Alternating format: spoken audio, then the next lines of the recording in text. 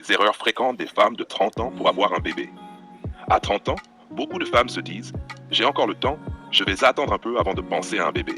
Et pourtant, chaque mois compte vraiment. Même si la fertilité reste haute à 30 ans, certaines erreurs courantes ralentissent la conception, compliquent la grossesse ou créent du stress inutile. Aujourd'hui, je vais vous parler des principales erreurs que font les femmes autour de 30 ans quand elles veulent avoir un bébé et comment les éviter. Erreur numéro 1. Procrastiner sans planification. La première erreur, c'est de penser qu'on a tout le temps. On se dit « Je suis encore jeune, je verrai plus tard ». Et puis 1 an passe, 2 ans, et la réalité frappe. Tomber enceinte peut prendre plus de temps qu'on ne le croit. Même à 30 ans, certaines femmes doivent attendre plusieurs cycles, parfois 6 mois ou plus, pour concevoir. Exemple concret, une amie qui pensait « J'ai encore 5 ans » découvre qu'après 2 ans, elle a besoin d'aide médicale pour concevoir. Une simple préparation, un suivi médical préconceptionnel, aurait rendu les choses beaucoup plus simples. La solution? Commencer à suivre son cycle, consulter un médecin pour un bilan préconceptionnel, vérifier sa santé et sa réserve d'ovules si nécessaire. On ne parle pas de panique, mais d'organisation. Erreur numéro 2. Négliger son corps et sa santé. Deuxième erreur, ignorer son corps.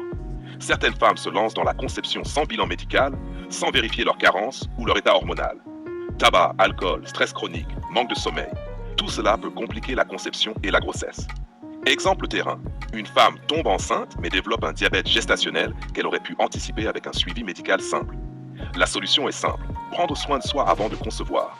Une alimentation équilibrée, du sport, du repos, éviter les substances nocives et faire un check-up complet sont essentiels pour partir sur de bonnes bases. Erreur numéro 3. Se baser uniquement sur la technologie et les calculs. Troisième erreur. Trop se fier aux applications ou aux tableaux d'ovulation. Beaucoup pensent qu'il faut absolument tomber enceinte le jour exact. En réalité, l'ovulation peut varier et le stress de ne pas concevoir à ce moment précis peut nuire. Solution, utilisez ces outils comme repères, pas comme règles strictes. La conception est un processus naturel. Il faut rester détendu et profiter du moment, plutôt que de transformer chaque cycle en course contre la montre. Erreur numéro 4. Négliger le couple et la relation. La quatrième erreur est émotionnelle. Certaines femmes oublient que concevoir un bébé n'est pas juste une question de date et de cycle.